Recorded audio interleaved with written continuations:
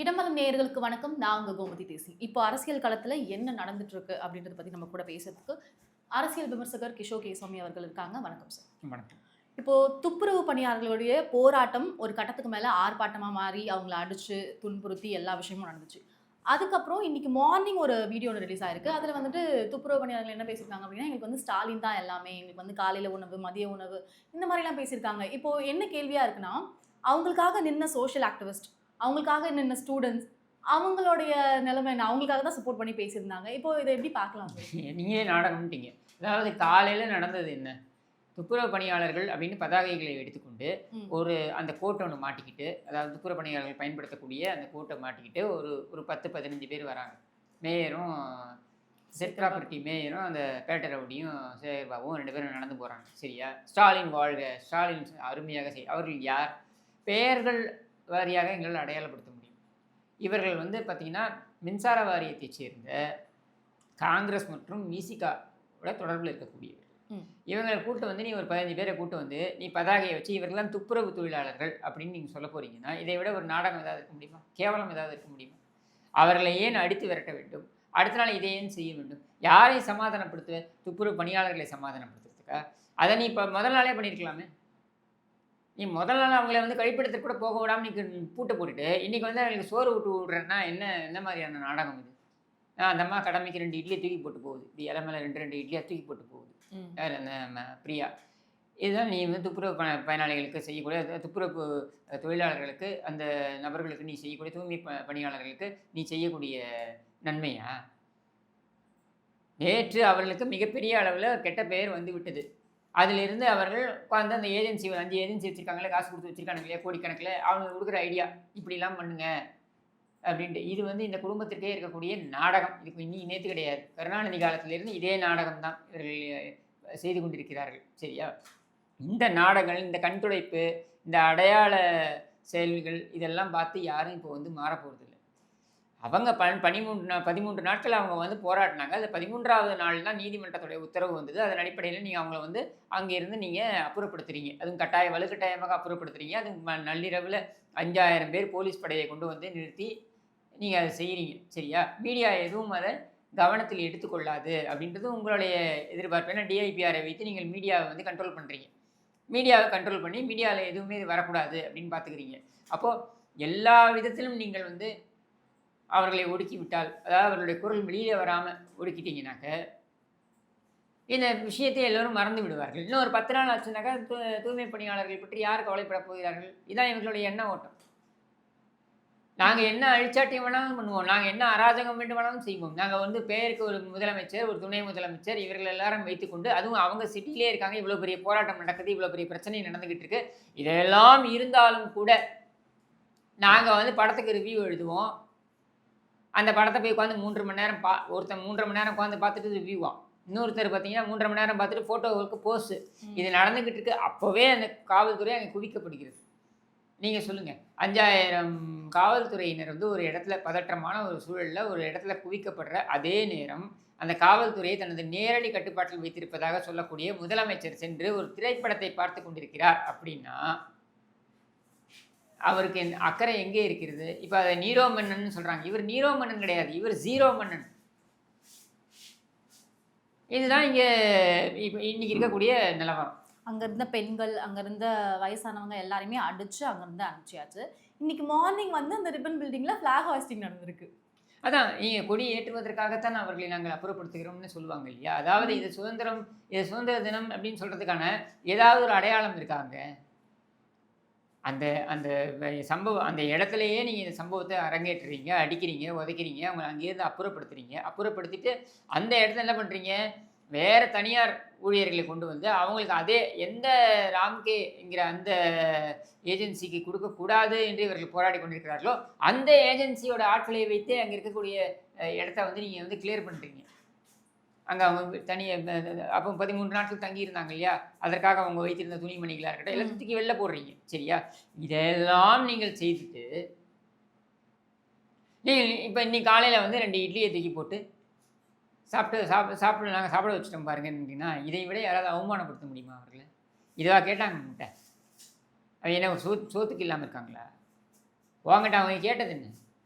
அதுக்கு நீ நேர்மையான பதிலை கொடுத்துருக்கியான்னா உன்னுடைய அமைச்சர்லேருந்து யாருமே பதில் கொடுக்கலன்றதான் உண்மை. அப்போ இப்போ நீ வந்து நீ இந்த கண் துடைப்பு நாடகத்தினால என்ன மாறப்போகுது? எதுவும் மாறப்போகிறது இல்லை. இதாங்க இந்த அரசாங்கத்தோட செயல்பாடு. கடந்த 4 ஆண்டுகளாக இதான் அவங்களோட செயல்பாடு.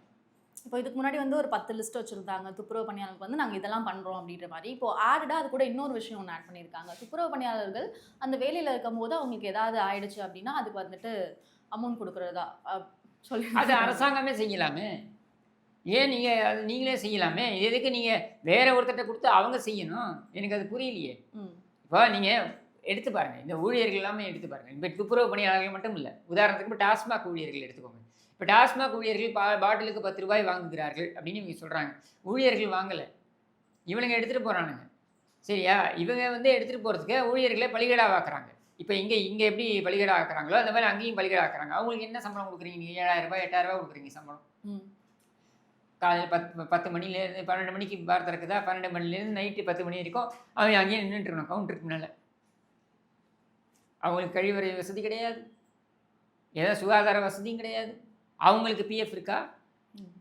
என்ன இருக்குது அவங்களுக்கு? ஏன் அவங்களுக்கு? ஆனால் அந்த துறையில் எவ்வளோ பணம் வருதுன்றது பாருங்க. அந்த துறையில் தெரிந்தே, அதாவது நமக்கு தெரிந்தே 50,000 கோடி என்று அதிகாரப்பூர்வமாக இவர்கள் சொல்கிறார்கள். அவங்களுடைய அமைச்சரே சொல்கிறார். யார்? பிடிஆரே சொல்கிறார். என்ன சொல்கிறாரு? இதுக்கு ஈக்குவலாக பேரலாக கருப்பு சந்தையிலையும் கள்ள சந்தையிலையும் விற்பனை நடக்கிறது அப்படின்ட்டு. அந்த கள்ள சந்தையில் நடக்கக்கூடிய விற்பனை இதற்கு நிகராக இருக்குன்னு அது ஒரு 40,000 கோடி வச்சுக்கோங்க. இதில் அமைச்சர்லேருந்து இந்த முதல் குடும்பம் இதுக்கு மட்டுமே போகக்கூடியது பார்த்தீங்கன்னாக்கா மாதத்திற்கு 2,500 கோடி அப்படின்னு சொல்கிறாங்க. 2,500 கோடி ரூபாய் மாதத்துக்கு உங்களுக்கு போகுது. ஆனால் நீங்கள் அவங்களுக்கு சம்பளம் எவ்வளோ கொடுக்குறீங்க? 7,000 ரூபாய் 8,000 ரூபாய் கொடுக்குறீங்க.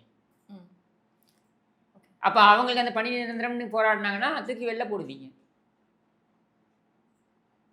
ஏன்னா நீங்கள் நிரந்தரமாக கொள்ளையடிப்பதற்காக தாத்தன், அப்பன், பிள்ளை, மவன் இவங்க குடும்பம் நிரந்தரமாக இருக்கணும். இவங்க குடும்பத்தை தவிர வேறு யாருக்குமே நிரந்தரம் கிடையாது தமிழ்நாட்டில். ஆக்சுவலாக அவங்க போராட்டத்துக்கு ஒரு ஆன்சரே கிடைக்கலன்ற மாதிரி தானே இருக்குது.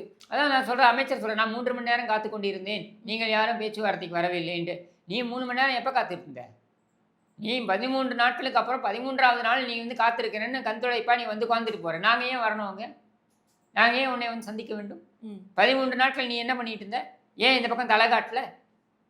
இப்போ மட்டும் நான் ஏன் சந்திக்கணும்? சரி, அப்படி வந்தாலும் கூட அதிகாரிகள் அந்த திமுறா பேசிய அமைச்சர், எங்களை மிரட்டிய அந்த பேட்டை ரவுடி, அப்புறம் எதுக்கும் உதவாத ஒரு செட் ப்ராப்பர்ட்டி அந்த மேயர், இவங்களையெல்லாம் வைத்துக்கொண்டு நான் ஏன் பேச வேண்டும்? உன்னிடம் பேசுறதுக்கு என்ன இருக்குது? நீ 13 நாட்கள் நாங்கள் காத்திருக்கணுமா? அது உனக்கு கோவம் வரல.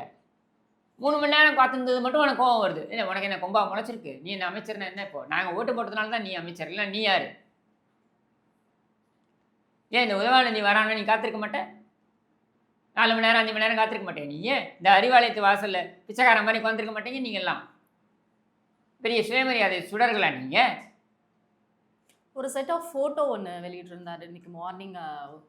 ஸ்டாலின் அவர்கள் வெளியிட்டிருந்தாரு. அதில் வந்துட்டு துப்புரவு பணியாளர்களுடைய ஆட்கள் கூட நான் பேசியிருந்தேன் அப்படின்ற மாதிரி வெளியிட்டிருந்தேன். அவங்கெல்லாம் பார்த்தா உண்மைக்குமே துப்புரவு பணியாளர்கள் மாதிரி இருக்கா அப்படின்னு ஒரு கேள்வி. அவன் ஒரு 30 வருஷம் முன்னாடி துப்புரவு பணியாளர்களாக இருந்திருப்பாங்க. அந்த 30 வருஷத்துக்கு முன்னாடி ஸ்டாலினுடைய கிளாஸ்மேட்ஸாக அவங்க இருந்திருக்கலாம். சரியா? மற்றபடி அவங்க எப்படி துப்புரவு பணியாளர்கள் மாதிரியா இருக்குது? நீங்களே பாருங்கள், அந்த ஃபோட்டோ நீங்கள் பாருங்கள், மக்கள்கிட்ட காமிங்க, பார்க்கட்டும், எல்லாம் தெரிஞ்சுக்கிட்டோம் என்ன அழகில் இருக்குது அப்படின்னு சொல்லிட்டு. இது விளங்குற மாதிரி தெரியலையே. இது இப்போ அந்த தேன்மொழி அப்படின்றவங்க தான் வழக்கு போட்டாங்க. அங்கே இந்த துப்புரவு பணியாளர்கள்லாம் அங்கே வந்து அமர்ந்திருப்பது என்பது அங்கே போக்குவரத்து நெரிசலை ஏற்படுத்துகிறது. அதனால் அவர்களை அப்புறப்படுத்த வேண்டும் அப்படின்ற அந்த வழக்கு போட்டது யாருன்னா தேன்மொழி. இவங்க யார் அப்படின்னா சேகர் பாபுவோட தொடர்பில் இருக்கக்கூடியவங்க. அதுக்கான புகைப்படம் இருக்குது, இந்த ஆதாரம் இருக்குது, அதையும் காமிங்க. இந்த உதவாநிதியோட வந்து ஃபோட்டோ எடுத்த இதுவும் இருக்குது. சரியா? அப்போ சேகர் பாபு தன்னுடைய தேவைக்காக அவர்களை தூண்டிவிட்டார், நேருவோட பஞ்சாயத்துக்காக. ஏன்னா இவங்க இந்த ராம்கே எடுத்தாங்க இல்லையா, இது வந்து முன்பணமாக வாங்கிட்டாங்க, முன்பணம் கமிஷனாக இவர்கள் பெற்று விட்டார்கள் அப்படின்றது நமக்கு தகவல். அதில் சேகர் பாபுக்கு கமிஷன் செல்லவில்லை என்பதற்காக இந்த துப்புரவு பணியாளர்களை டிபன் பில்டிங் வாசலிலேயே நீங்கள் போராடினால்தான் உங்களுக்கு கிடைக்கும் என்று ஆரம்பத்தில் சொன்னவர் இவர். அடுத்து அவங்க போராட்டம், உண்மையான நேர்மையான போராட்டத்தை அவர்கள் முன்னெடுக்கிறார்கள், நியாயமான போராட்டத்தை முன்னெடுக்கிறார்கள். இந்த நியாயமான நேர்மையான போராட்டத்தை அவர்கள் முன்னெடுக்கும் பொழுது 3 நாளைக்கு அப்புறம் சரி எழுந்துக்கோங்க போங்க அப்படின்னு அவர் சொன்னார்னா, நீ வந்து உட்கார சொன்னா நாங்க உட்காரணும். நீ எழுந்து போன்னு சொன்னா நாங்க போனோம். உங்க பேரம் முடிஞ்சிருச்சுன்னா நாங்க எழுந்து போணுமா? எங்களுடைய கோரிக்கை அன்றும் இன்றும் ஒன்றுதான். எங்களுக்கு வேலைக்கான உத்தரவாதம் வேண்டும். சம்பளம் குறைக்கக்கூடாது. இதுதான் அவங்க கேட்கக்கூடியது. அப்படின்னா நீ எழுந்து போன்னா அவங்க போவாங்களா? அப்போ ஓ நீங்க போமாட்டீங்களா? அப்படின்னு மிரட்டி பார்த்தாரு. நான் எனக்கு என்ன பண்ணணும்னு தெரியும்னு சொல்லிட்டு அவருடைய ஆளை வைத்து அவர் அந்த வழக்க தொடுக்கிறார். அந்த வழக்கில் தான் இந்த உத்தரவு வருகிறது நீதிமன்றத்திலிருந்து. அந்த உத்தரவின் பேரில் தான் இவர்கள் அப்புறப்படுத்தப்படுகிறார்கள். இவங்களே பாம் வைப்பாங்களாம், இவங்களே எடுப்பாங்களாம். அப்படிதானே இது இருக்கு. போராட்டத்தை ஸ்டார்ட் பண்ணதும் அவர்தான். அதை வந்து ஸ்டார்ட் பண்ண தூண்டி விட்டது இவர்தான். அதுக்கப்புறம் இவங்களே பாம் வைப்பாங்களாம், இவங்களே எடுப்பாங்களாம். இவங்க எழுந்துன்னா அவங்க எழுந்துடணுமா? இல்லை இவர்களுக்கு வைத்த அடியாட்களை நம்ம அந்த மக்களை எவ்வளோ கொடுமைப்படுத்திருக்கீங்க 13 நாட்கள். அதற்கப்புறம் அவங்கள அடித்து துவைச்சிருக்கீங்க. இதில் அந்த 2 பெண்கள் அவங்க வந்து அந்த வக்கீல்கள் நிலவுமொழி சிந்தாமணியும் வளர்மதியும் அவங்க 2 பேரும் அந்த 2 பெண்களையே அடிச்சிங்க. ஆக்ரோஷமாக அவங்கள பார்த்து கேள்விகளை கேட்டுட்டாங்க. அப்படின்றதுனாலே அவ்வளோ சொரணை உள்ளவர்களா நீங்கள்? அவ்வளோ சொரணை இருந்தால் உங்கள் செயல்பாடுகளை மாற்றிக்கொள்ளுங்கள். அவர்களையும் தாக்குகிறீர்கள். அதுவும் காவல்துறையை பெண் காவல்துறையினரை வைத்து தாக்குறீங்களே. ஒரு பெண்ணுக்கு ஒரு பெண் தானே பாதுகாப்பாக இருக்கணும். பெண் காவலர்களை வச்சு அவங்கள தாக்குறீங்களே. அசிங்கமாக இல்லை உங்களுக்கு? வெக்கமாக இல்லை உங்களுக்குலாம்? ஆனால் அதை பற்றி எனக்கு கொஞ்சம் கூட கூச்ச நாச்சமே இல்லாமல் அடுத்த நாள் 2 இட்லியை தூக்கி போடுறேன். எப்படி என்னென்னு எடுத்துக்கிறது? இதை 13 நாளா இந்த விஷயம் நடந்துட்டு இருக்கு. 13 நாள் போராட்டம் நடந்துச்சு. அவங்க வந்து போலீஸ் அரெஸ்ட் பண்ணாங்க. எல்லாமே நடந்துச்சு. அப்போ ஒரு தடவை கூட துணை முதலமைச்சர் உதயநிதி அவர்கள் வெளியே வரல, பேசல, எதுவுமே பண்ணல. இன்னைக்கு மார்னிங் வடபழனியில் வந்து இண்டிபெண்டன்ஸ் டேவை முன்னிட்டு சமபந்தி விருந்து ஒன்று இது பண்ணியிருக்காரு. சமபந்தி விருந்துனா ஆப்வியஸா வி கைஸ் நோ, லைக் எல்லாரும் ஒரு இடத்துல சாப்பிடலாம் அப்படின்ற மாதிரி சமபந்தி விருந்து ஒன்று இது பண்ணியிருக்காரு. எதுக்கு அது அடுத்த நாடகம். நீங்கள் அங்கே அவங்க கழிவறை கூட பயன்படுத்துவதற்கு அனுமதி கிடையாது. அங்கே அவங்களால வெளியில் அந்த வெயில உட்காந்து சாப்பிட்றாங்க. சாப்பாடு யாரும் எடுத்துகிட்டு போனால் தடுக்கிறீங்க. தாவேக்காவிலேருந்து விஜயோட கட்சியிலேருந்து சாப்பாடு எடுத்துகிட்டு போகிறாங்க. உணவுப் பொருட்கள் எடுத்துகிட்டு போனால் தடுக்கிறீங்க. அந்த பக்கம் நாம் தமிழர் கட்சியிலேருந்து உணவுப் பொருட்கள் எடுத்துகிட்டு போனால் தடுக்கிறீங்க. அவங்க வந்து வெளியில் போய் வாங்க முடியாத அளவுக்கு என்னென்ன பிரச்சனைகளை ஏற்படுத்த முடியுமோ பண்ணுறீங்க. அவ்வளோ மழைக்கு அவங்கள உள்ளே கூட அனுப்பலை. நீங்கள் இவ்வளவும் பண்ணுறீங்க அங்கே இல்லை. ஆனால் இங்கே வந்து சமபந்தி அப்படின்னு சொல்லி ஒரு நாமம் போட்ட ஒரு மாமாவை உட்காரச்சிக்கிறது அடையாளத்துக்காக உட்காந்து இவர் உடனே இங்கே சாப்பிட்றது. இதை யாராவது கேட்டாங்களா இந்த நாடகத்தை? நீ சோறு போட்டு தான் ஏதாவது வழங்க. சமபந்தி விருந்தில் சேகர் பாபு அவர்கள் இருக்கார். இருப்பா, எல்லா இடத்துலையும் இருப்பாப்புல. ஏன்னா அப்போ அறநிலைத்துறை அவருடைய துறை இல்லை, சம்மந்தமே இல்லாத இடத்துல தான் இவர் வரமாட்டார். வந்து நிற்பார், அங்கே மிரட்டுவார். இங்கே பார்த்தீங்கன்னாக்கா அப்படியே ரொம்ப நல்ல ஒரு மாதிரி காமிப்பார்.